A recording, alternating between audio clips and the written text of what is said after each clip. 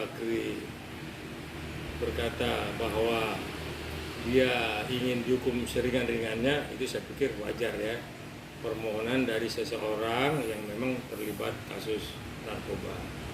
Tapi kalau alasan dia minta diringankan karena untuk mencari nafkah, menjalankan perusahaan, saya pikir itu kita ketawa ya, mengada-ada ya.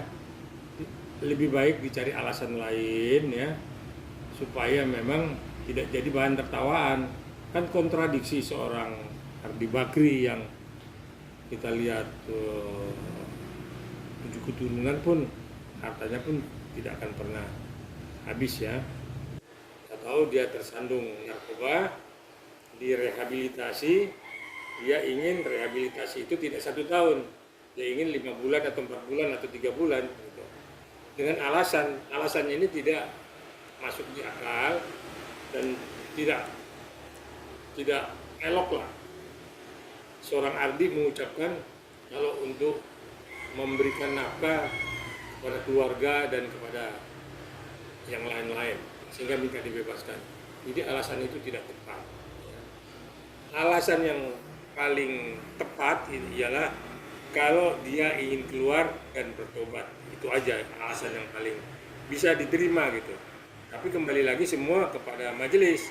Tapi kalau alasan itu dipakai, semua publik tertawa. Kita pun, ya saya pun sebagai praktisi hukum tertawa lah. Masa seorang Ardi minta keringanan, minta supaya ditinjau kembali rehabilitasi dari 1 tahun menjadi beberapa bulan itu ya, kita tertawa lah kalau alasan itu dipakai. Jadi alasan itu bukan alasan yang cantik ya. Alasan itu justru alasan yang lucu. Seorang Ardi minta keluar karena ingin mencari nafkah. Nah, saya pikir dia kan bisa memohon kepada pengadilan. Kalau tidak puas dengan putusan pengadilan, dia kan bisa banding. Nah, sesudah banding, ya kita tunggu hasil dari putusan banding itu apa. Mudah-mudahan memang keinginannya itu dikabulkan untuk seringan-ringannya. Itu haknya, hak dari Ardi Bakri untuk memohon agar dihukum seringan-ringannya. Saya pikir sebagai manusia itu hal yang biasa dan hal yang lumrah. Kalau permintaannya itu agar diberi keringanan seringan-ringannya.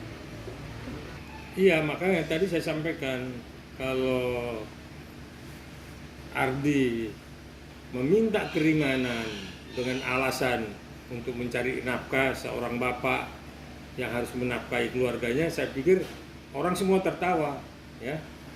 Seorang Ardi Bakri ya, siapa yang tidak tahu Bakri ya. Nah, di sisi lain banyak sekali masyarakat yang tersandung narkoba. Itu ada bahkan yang tidak direhabilitasi sekalipun dia sudah tercandu ya. Dia pecandu, bukan. Makanya saya selalu, pecandu itu kalau jadi residivis harus memang dihukum seberat-beratnya karena dia tidak bertobat. Ya, artinya tetap masih menggunakan.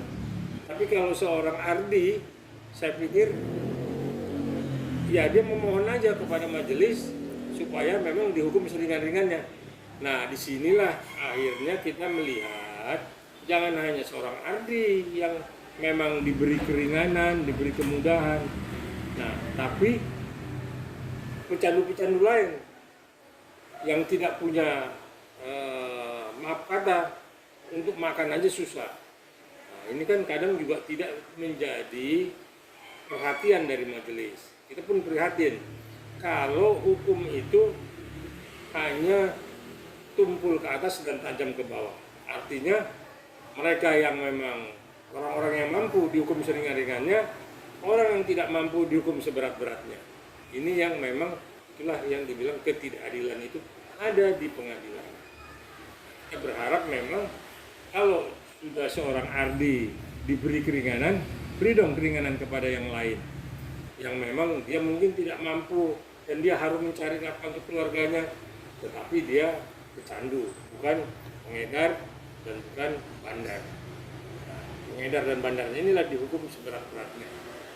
Itulah harapan saya sebagai seorang praktisi hukum melihat hukum ini ya masih tajam ke bawah dan tumpul ke atas. Artinya belum keadilan itu dirasakan oleh masyarakat bawah yang memang kasusnya mungkin sama dengan Ardi, dengan yang lain-lainnya, tetapi dihukum seberat-beratnya dan dihukum seringan-ringannya untuk Ardi.